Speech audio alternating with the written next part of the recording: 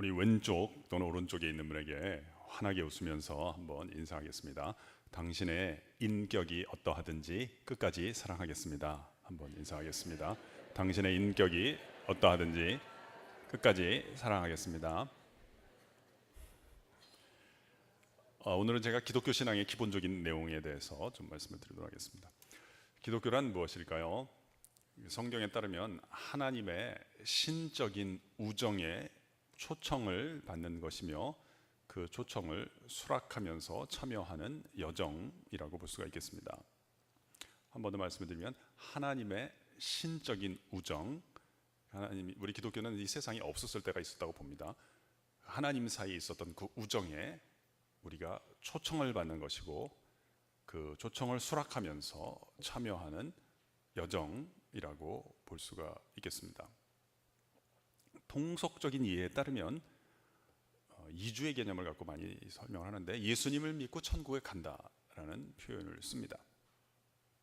저는 아주 틀린 표현이라고는 생각하지 않습니다만 오해의 소지도 많은 표현이라고 생각합니다. 이사라고 생각을 하면 또 아주 싫어하는 사람은 악담을 합니다. 빨리 가지 왜 머무냐 그러기도 하고 악담을 하는데요. 핵심은 이사나 이주가 아니죠. 우리가 어떤 누구와 친분을 갖게 되면 방문을 할 수는 있어도 그 집에 놀러 가기 위해서 친분을 이용하는 것과는 구별이 되어야 할 것입니다. 요한복음 17장에 예수님께서 영생이 무엇인지를 설명을 해주셨습니다. 영생이란 참 하나님과 그의 보내신 자 예수 그리스도를 아는 것이다 이렇게 말씀하셨습니다. 성경에 안다는 단어는 상당 부분 우리가 공부를 하거나 책을 읽는다, 지식을 습득한다라는 단어라기보다는 관계를 맺는다라는 뜻으로 이해하는 것이 적합한 해석이 되는 경우가 많습니다. 예수님에 따르면 영생이란 뭐냐? 참 하나님과 성부 하나님과 성자 하나님 사이에 관계에 참여를 하는 것이다 이렇게 표현해 주셨습니다.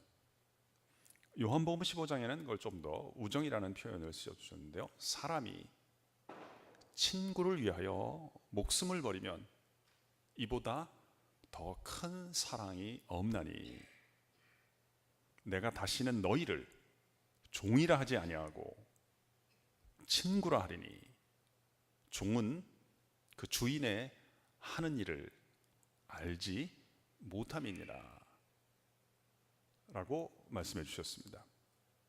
이 우정이 굉장히 중요하다는 거죠. 사실 우리가 피조물로 지어지면 아가페 사랑은 다 받는 것입니다. 그럼 우리가 어떠한 수락을 하게 되면 아가페 사랑을 넘어서서 하나님과의 신적인 우정이 열린다는 것입니다. 야고보서 2장 23절에는 하나님께서 아브라함을 칭찬해 주면서 아브라함을 이렇게 칭하셨습니다. 아브라함이 하나님을 믿음에 이를 저에게 의로 여기시고 옳게 여겨주셨다는 것입니다. 아브라함이 하나님을 믿음에 이를 저에게 의로 여기시고 이는 여호와의 벗이라, 벗이라는 말은 친구란 말이죠. 하나님의 친구라 일컬음을 얻게 하셨다 이렇게 말씀하십니다. 그래서 여러분 가운데도 이런 하나님의 우정에, 신적인 우정에 참여하는 것에 대해서 관심이 있는 분들이 있을 수 있고 또 소개하는데도 여러분이 관심이 있는 분들이 있으니까 오늘 성경 말씀을 통해서 그 과정을 한번 같이 살피도록 하겠습니다. 제가 1절을 읽겠습니다. 여호와께서 아브라함에게 이르시되 너는 너의 고향과 친척과 아버지의 집을 떠나 내가 네게 보여줄 땅으로 가라 이렇게 말씀을 하십니다. 성경의 일부분을 같이 따라해 보실까요? 여호와께서 아브라함에게 이르시되, 하나님의 우정의 초청은 하나님의 부르심으로부터 시작된다라는 것을 우리가 알 수 있습니다. 그럼 하나님은 내가 찾아 헤매는 대상이 아닙니다. 나를 부르시는 분입니다. 하나님은 내가 또는 우리가 찾아서 헤매는 대상이 아니다. 왜냐하면 찾는다고 만난다는 보장이 없습니다. 문제가 하나 더 있는데요, 설사 만났다고 하더라도 그 대상이 하나님이라는 보장도 없습니다. 되게 우리가 찾아 헤매는 대상은 자신의 결핍의 반영이거나 자신들이 어울려 다니는 무리들의 소원의 집단적인 표출에 불과한 것입니다. 하나님은 내가 또는 우리가 찾아 헤매는 대상이 아닙니다. 하나님은 누구냐? 주도적으로 나를 찾아오, 내가 찾는 게 아니라 나를 찾아오셔서 나를 부르시는 분이라는 것입니다. 그래서 성경에서 제일 중요한 단어 하나 꼽으라면 부르심입니다. 창조도 아니고 구원도 아닙니다. 부르심이 가장 중요한 단어입니다. 성경에 따르면 하나님의 부르심은 세 가지로 보통 표출이 됩니다. 하나님은 있는 것을 먼저 부르시지 않고 없는 것부터 부르십니다. 없는 것을 있는 것으로 불러주시는 경우가 있습니다. 신약 성경의 상당 부분을 기술한 사람의 이름이 바울이라는 사람인데요. 이 사람은 원래 이제 이름인 사울이었다가, 그리고 또 기독교인도 아니었어요. 사실은 어쩌면 대단히 반기독교적 정서를 갖고 있던 사람이었습니다. 그러다가 우여곡절 끝에 이 사람이 기독교인이 되고 이름도 바울로 고쳤고 또 이제 사도가 되기로 결심을 했습니다. 이 사람이 기독교인이 된 이후에 아브라함이라는 사람이 믿음의 선조다라는 이야기를 듣고 저희가 이제 아브라함의 생애를 나름 공부를 하고 편지 가운데 그의 생애를 요약한 것을 남겼습니다. 로마서 4장 17절 부분에 보면 그가 이렇게 편지 가운데 쓰고 있습니다. 그의 믿음 바 하나님은, 여기서 그는 아브라함입니다. 언급되는 사람은 아브라함이고 글을 쓴 사람은, 편지를 쓴 사람은 바울입니다. 그의 믿음 바 하나님은 죽은 자를 살리시며 없는 것을 있는 것 같이 부르시는 이시니라, 이렇게 기술을 했습니다. 참 이 내용도 좋지만 표현이 참 시적이고 아름답습니다. 중간에 보면 간혹 적는 분도 계시는데요. 여러분 제 이야기를 이렇게 유심히 들어주시는 자세를 보니까 너무 그렇게 계속 쳐다보니까 좀 부담스럽습니다. 차분하게 말씀을 드려야 되는데 너무 떨어져 쳐다보시니까 이분들이 절박한 모양이다, 잘해야 되나 보다, 약간 스트레스를 받게 되는데요. 우리 학생들이 이렇게 안 쳐다보는데 이 교회, 저는 이게 가끔가다 교회에서 하면 조금 하여튼 기분이 좋으면서도 약간 당황스러워요. 이렇게 그 미국에 가면 그런 속담이 있거든요.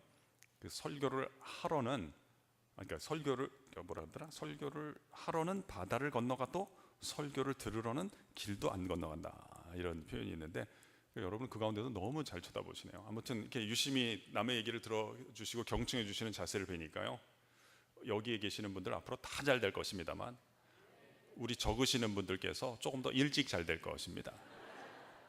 우리 적는 분들 시간 여유를 드릴게요. 안 적는 분들은 같이 한번 따라해 보겠습니다. 그의 믿음 바 하나님은 죽은 자를 살리시며 없는 것을 있는 것 같이 부르시는 이시니라.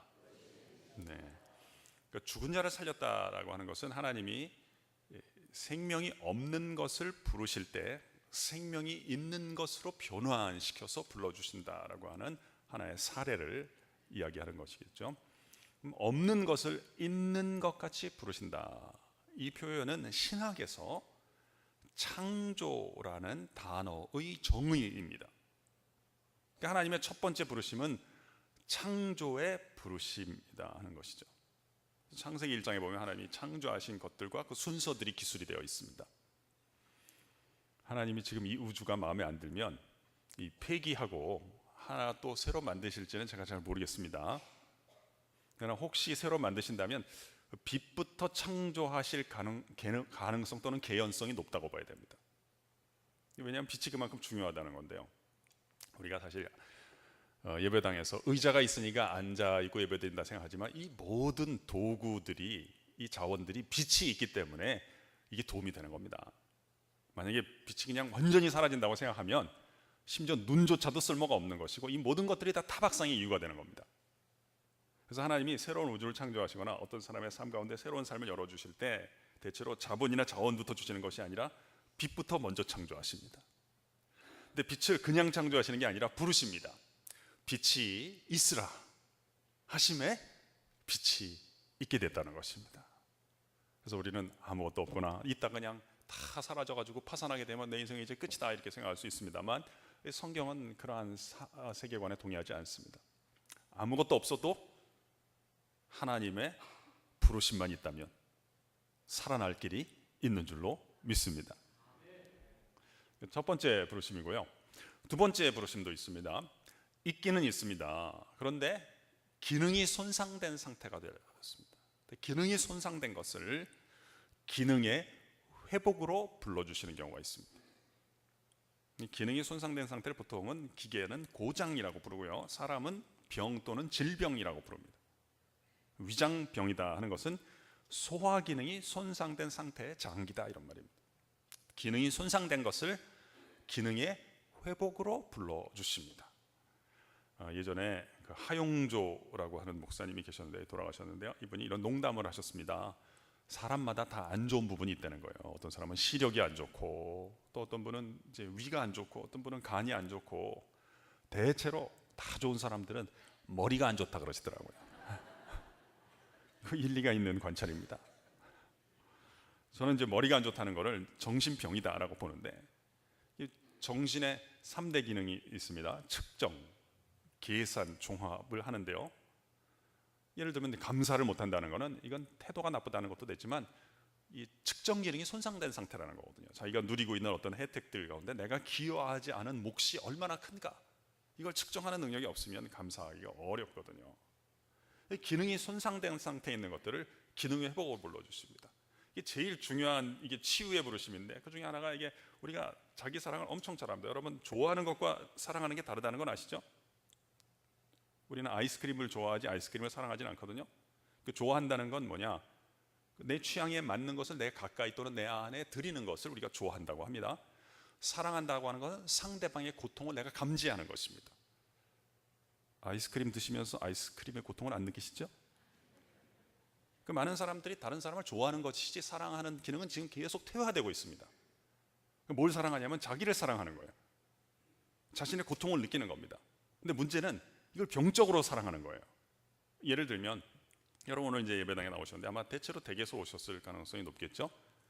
아마 걸어서 오셨을 것입니다. 들것에 실려온 분들 안 계시죠? 누가 우리로 하여금 이 예배의 자리로 인도했을까요? 우리의 발과 다리였습니다. 제가 여러분께 발과 다리를 언급하기 전까지는 아무도 아마 발과 다리에 대해서 생각하지 않으셨을 것입니다. 아픈 분들은 예외겠죠. 발가락이 좀 곪은 분들은 예배당 계단 올라오면서 좀 힘드셨을 것입니다. 발 생각이 자꾸 나니까. 우리는 되게 병적으로 사랑하는 겁니다. 늘 자기 생각을 하는 거예요. 저게 나를 무시하나. 하나님의 부르심이 있으면 내가 나 자신에 대한 노예됨, 일 속에서 풀리는 길이 비로소 열리게 될 줄로 믿습니다. 바울이 그러잖아요. 나의 나된 것은 하나님의 은혜로 된 것입니다. 내가 되려면 내가 나의 노예 상태에서부터 벗어나야 되는 거예요.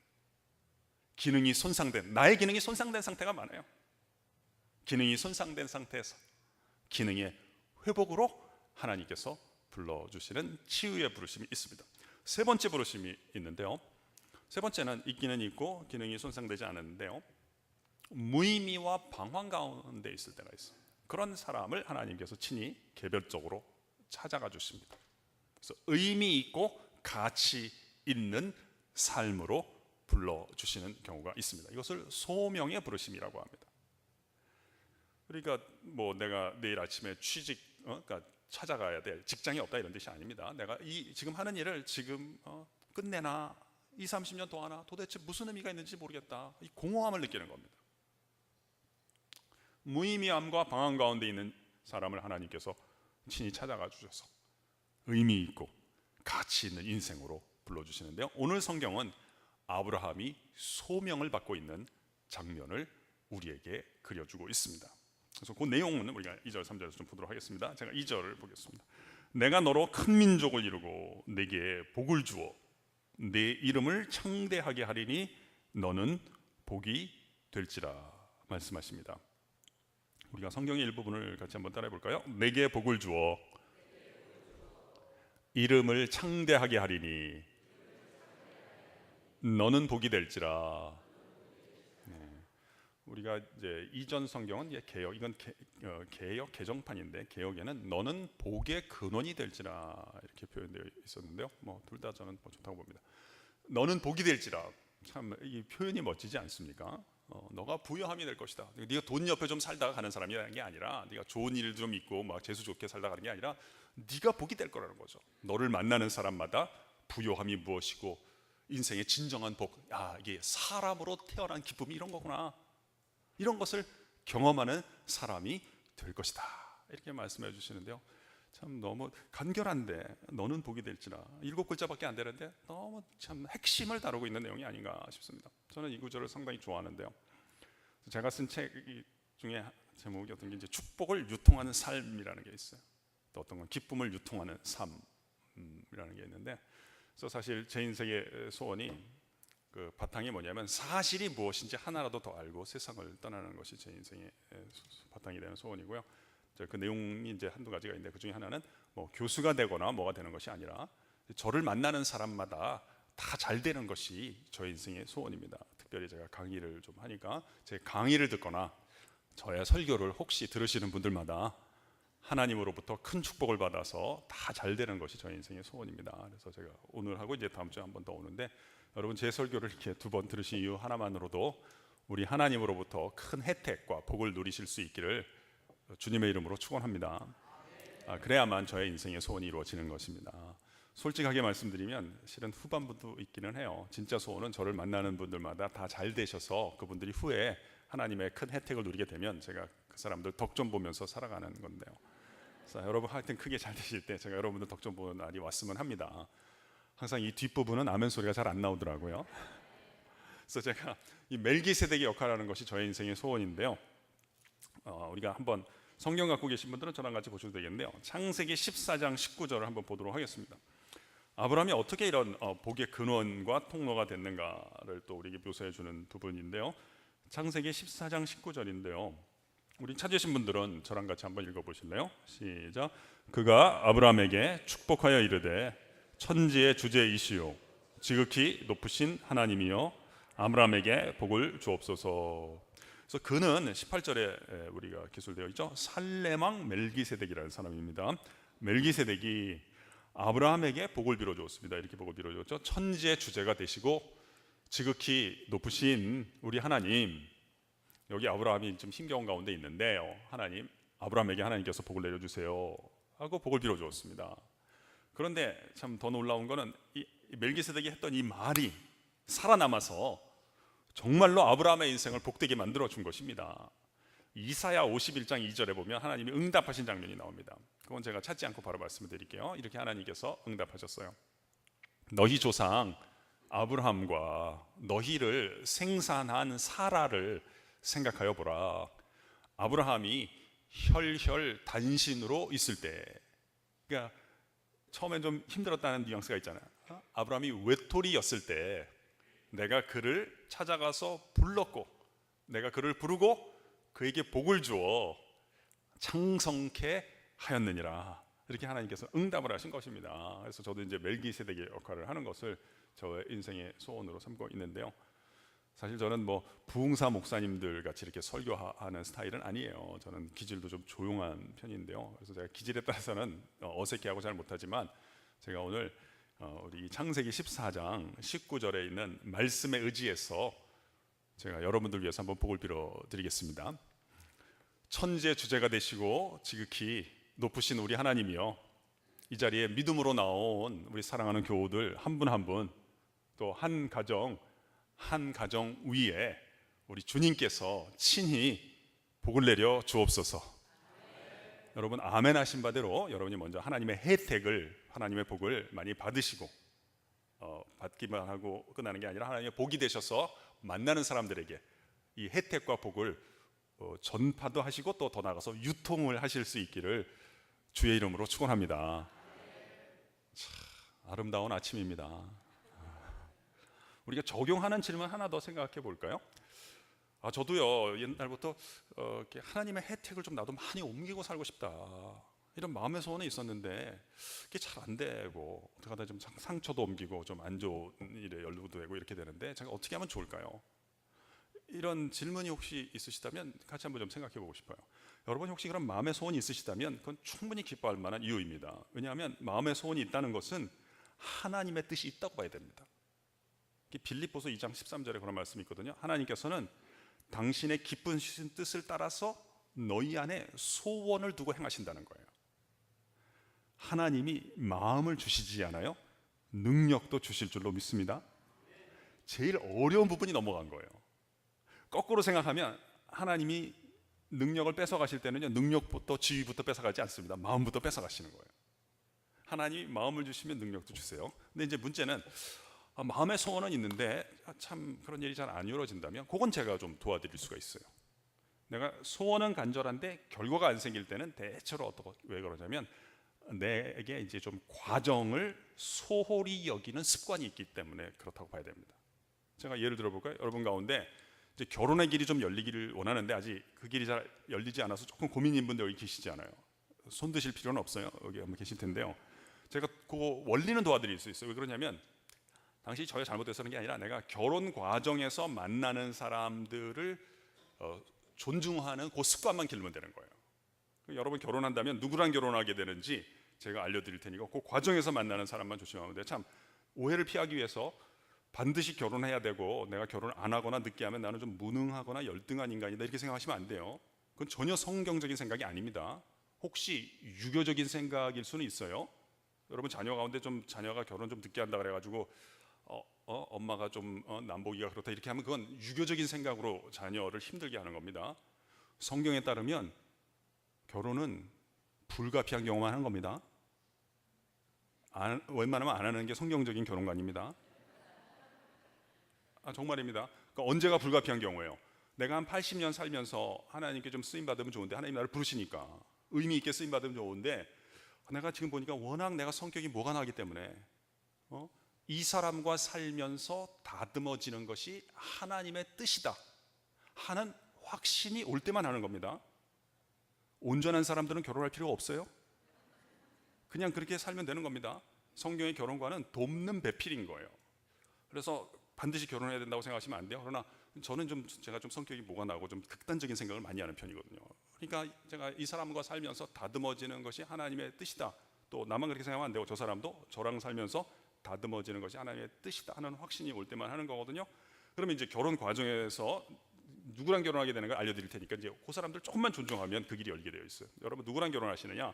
여러분이 사는 곳이나 또는 활동하는 곳에서 반경 1km 이내에 있는 사람들. 그 다음에도 또 있으니까 너무 실망하지 마세요. 지금 교회 와서 활동하시잖아요. 활동하는 곳에서 반경 1km 이내에 있는 사람들 또는 그 사람이 소개해 준 사람하고 결혼을 하게 될 것입니다. 그러니까 예를 들면 교회에서 뭐 청년회나 직장에서 동료들이 있으면 좀 서로 호감이 있다 그래서 너무 일찍 부부 행세하지 마세요. 그건 저는 반대예요. 페이스북 이런 데 사진 같은 거 올리지 마세요. 그런 거 하지 마시고 좋은 친구가 되도록 하세요. 좋은 친구가 된다는 건 설레는 마음이 있다 할지라도 만났을 때는 설레는 마음은 잠시 내려놓고 공통의 관심을 갖고 2시간, 3시간 이야기를 나눌 수 있는 사람이 되도록 하세요. 그리고 서로 의견이 다를 때도 얼굴을 붉히지 않고 그런 것들을 다듬어가는 능력을 기르세요. 그러면 그 사람이랑 결혼까지 하기에는 제일 좋거든요. 우정을 먼저 길러야 돼요. 그래서 정말 좋고 그러면 그 다음에 이제 부모님이랑 좀 얘기를 해보고 상의를 해서 부모님 허락을 맡아서 결혼하는 걸 추천을 해요. 만약에 부모님이 반대할 것 같으면 제가 시키는 대로 하세요. 곧바로 그 친구 먼저 소개하지 말고 이상한 애를 먼저 한번 보여드리고 그 다음에 얘를 소개를 하세요. 그래서 아빠가 마음에 안 들어도 옛날에 데리고 왔던 그놈보다는 낫구나 싶어서 반대를 안 할 수 있도록 도움을 드려야 되는 거예요. 근데 이제 마음에 안 들 수는 있어요.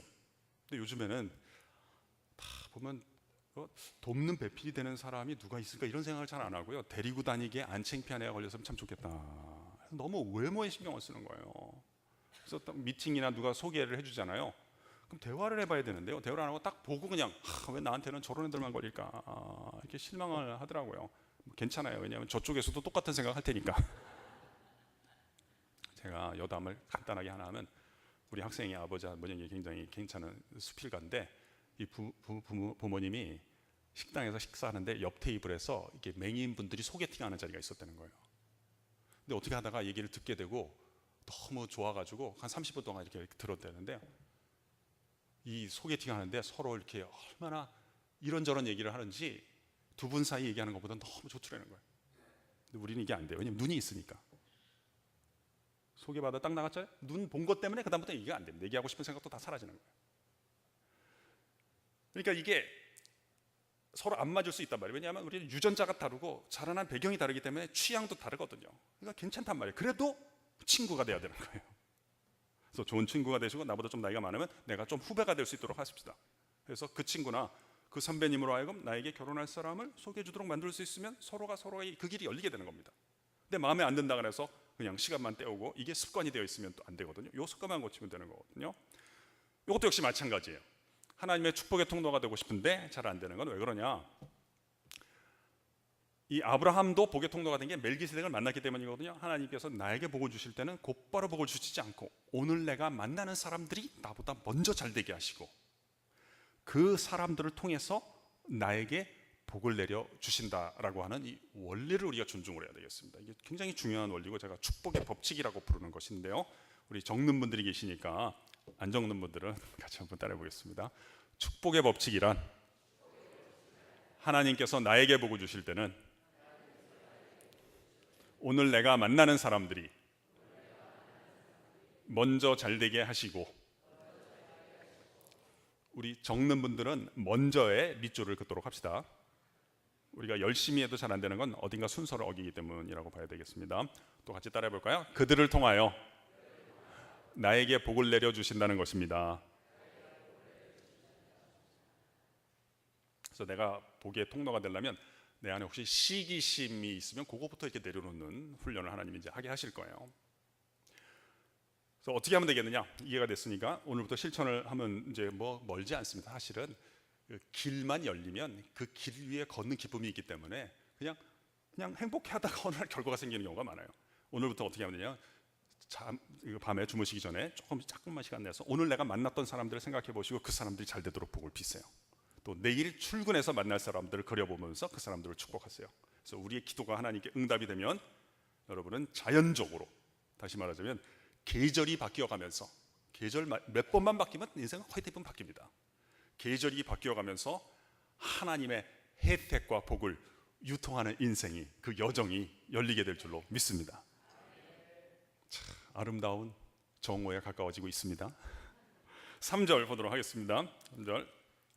너를 축복하는 자에게는 내가 복을 내리고 너를 저주하는 자에게는 내가 저주하리니 땅의 모든 족속이 너로 말미암아 복을 얻을 것이라 하신지라.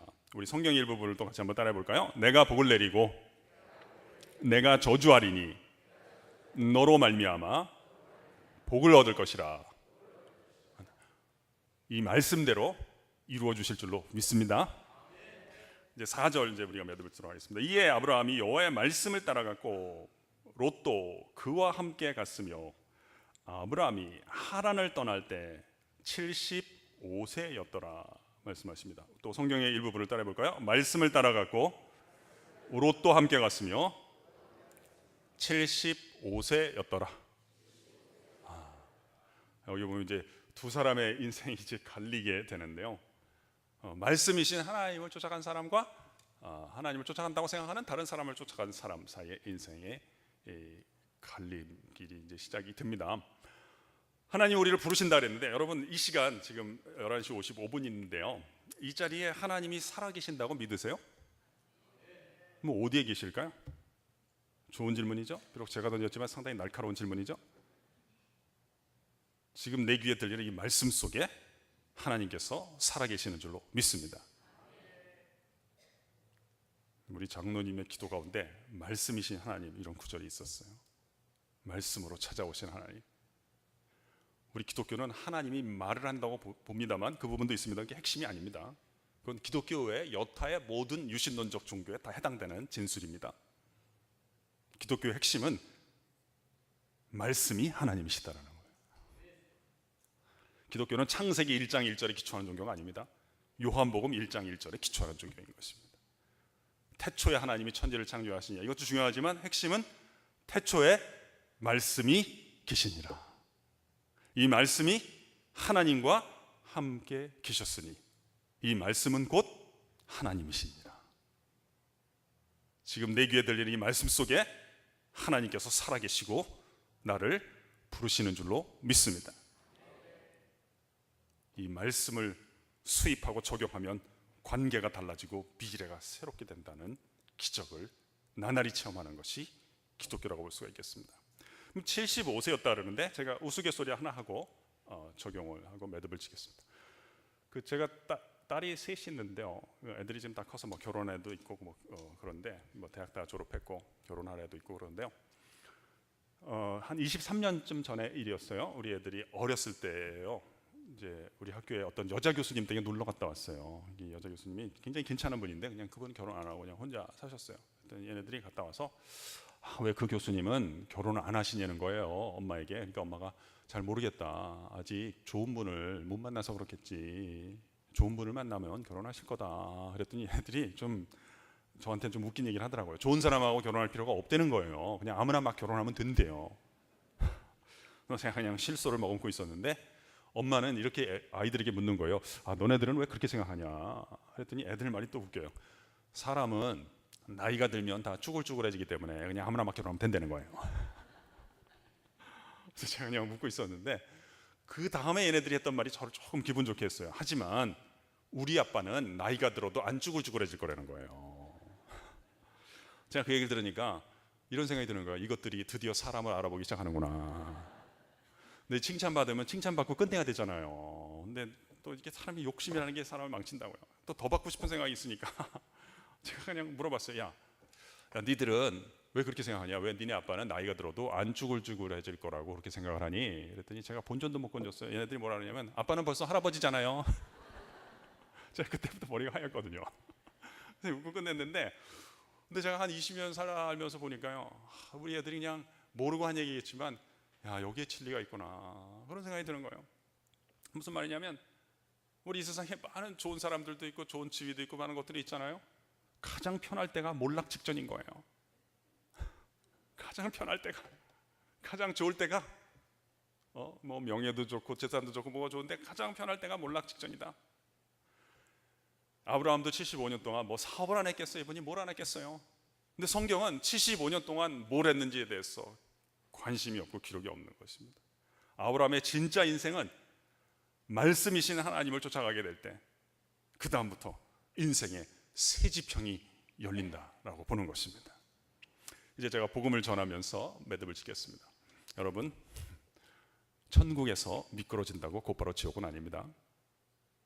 그러나 지옥에서 한 걸음만 벗어나도 천국이 열리는 것입니다. 다시 한번 말씀드립니다. 천국에서 미끄러진다고 곧바로 지옥은 아닙니다. 그러나 지옥에서 한 걸음만 벗어나도 천국이 열리는 것입니다. 여러분 가운데 지옥 같은 삶을 경험하고 계신 분들이 틀림없이 계실 것입니다. 기독교는 천국을 얘기하는 종교입니다.